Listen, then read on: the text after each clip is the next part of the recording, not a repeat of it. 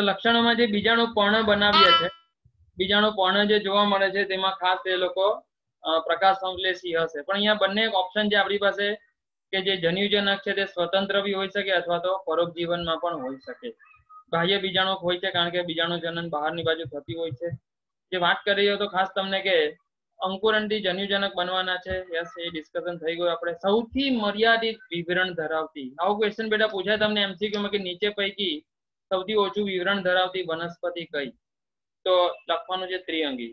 વિવરણ મતલબ શું? તો જે દુનિયાના આટલા બધા ભૌગોલિક વિસ્તારો છે તેમાં સર્વે જગ્યાએ જોવા મળે એવી કઈ? તો તમને ખબર જ છે, બધી જ જગ્યાએ જોવા મળે એવી વનસ્પતિ કઈ છે જે બધે જ અનુકૂલન સાધી લઈને કોઈ ટેન્શન જ નથી કે મને આવે સ્પેસિફિક કન્ડિશન હોય તો જ હું વૃદ્ધિ કરું, એવું કોને નથી લાગુ પડતું?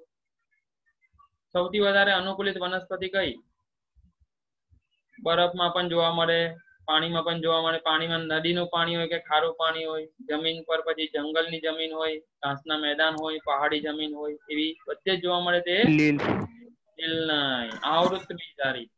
આવૃત બીજધારી સૌથી વધારે અનુકૂલિત વનસ્પતિ, એટલે તો તમને સૌથી જગ્યાએ બધી જ જોવા મળે. પણ ત્રિઅંગીનું થોડું લિમિટેડ છે કે ભાઈ ચોક્કસ ભૌગોલિક વિસ્તાર કે જ્યાં એના રહેવા માટે યોગ્ય એને કન્ડિશન્સ લાગે ત્યાં જે વૃદ્ધિ પામે, બીજે નહીં. તો એક એમસીક્યુ તમારો અહીંયા તૈયાર થાય છે, સૌથી ઓછું ભૌગોલિક વિવરણ દર્શાવતી વનસ્પતિ. બીજું જે લખ્યું છે કે વનસ્પતિ સૃષ્ટિઓ જે હોય એમાં જન્યુજનક હંમેશા અવાહી હોય. અવાહી હોવાનું કારણ મતલબ કે એની પાસે વાહક પેશીઓ હોતી નથી. યસ, નોટિસ કરવા જેવી મિત્રો આ વસ્તુ. જેનો મુખ્ય ધ્યેય છે કયો? બીજાણુજનક, તેની પાસે જ વાહક પેશીઓ હશે કારણ કે એનો મુખ્ય તબક્કો છે, એને વધારે સમય વિતાવવાનો છે, જમીન સાથે સંપર્કમાં છે, તો એની પાસે વાહક પેશીઓ હોવી સ્વાભાવિક છે. પણ જન્યુજનક પાસે વાહક પેશીઓ નહીં હોવાને કારણે તેને આપણે અવાહી કહીએ છીએ. સમબીજાણુ દ્વિઅંગી વનસ્પતિઓની વાત કરીએ તો એમાં જન્યુજનક એકલિંગી હોય, પરંતુ વિષમ બીજાણુકમાં જન્યુજનક વિભક્ત લિંગી. વિભક્ત લિંગી મતલબ કે દ્વિલિંગી હોય. અહીંયા કઈ રીતે તમને એકલિંગી અને દ્વિલિંગી સમજાવું છું? તો એ બીજાણુની હાજરીને કારણે. તમે જેમ જાણો છો કે નર બીજાણુજનક જે હોય અથવા જે લઘુ બીજાણુ આપણે ડિસ્કસ કરીએ, લઘુ બીજાણુ આગળ જઈને શું બનાવે? નર જન્યુજનક દેહ બનાવે, બરાબર. અને મહાબીજાણુ જે હોય છે તે આગળ જઈને માદા બીજાણુ જન્યુજનક દેહ બનાવે. હવે તમે સમજો કે જેટલી વનસ્પતિઓ વિષમ બીજાણુ છે જેની અંદર લઘુ બીજાણુ પણ હોય અને મહાબીજાણુ પણ હોય, તો સ્વાભાવિક છે તે જગ્યાએ તમે જોશો જન્યુજનક બંને પ્રકારના બની શકે. નર બીજાણુ જન્યુજનક પણ બને અને માદા પણ બને. પણ જો એ સમબીજાણુ હોય તો આઈધર એક જ પોસિબિલિટી છે, એની અંદર આઈધર તો નરજન્યુ જોવા મળશે અથવા તો પેલું કહું છું લઘુ બીજાણુ જોવા મળશે અથવા મહાબીજાણુ જોવા મળે. એ લખ્યું છે અહીંયા અને તમે જાણો જ છો, લઘુ બીજાણુ નરજન્યુજનક અને મહાબીજાણુ માદા જન્યુજનક બનાવતા હોય છે. આ જન્યુજનક જે હોય તેની ઉપર એનું કામ છે લિંગી પ્રજનનને આગળ વધારવાનું, તો એની પાસે પ્રજનન અંગો હોવા જ પડે. નર પ્રજનન અંગને આપણે પૂજન્યુધાની અને માદા પ્રજનન અંગને અંડધાની નામ આપીએ છીએ. આ નામ યાદ રાખવું. સેમ નામ આપણે યુઝ કર્યા છે અહીંયા પણ, કોની અંદર? દ્વિઅંગી વનસ્પતિમાં પણ, બરાબર. અને સેમ નામ હજુ હું યુઝ કરીશ આગળ અનાવૃત બીજધારી વનસ્પતિમાં પણ, કારણ કે ત્યાં પુષ્પ તો હોતું નથી. પુષ્પ હોય તો તમે નર પ્રજનન ચક્ર, માદા પ્રજનન ચક્ર એવા એના ચક્રોના નામ આપો. પણ અહીંયા જન્યુજનક હોય જે સરળ હોય છે તે પુષ્પમાં પરિણમતો નથી, આથી એના પ્રજનન અંગને આવા સરળ નામ આપ્યા છે. પૂજન્યુધાનીનું એક બીજું નામ ચાલે માર્કેટમાં, એન્થ્રેડિયમ. માદા માટે યુઝ અંડધાની માટે ચાલે છે આર્કિગોનિયમ.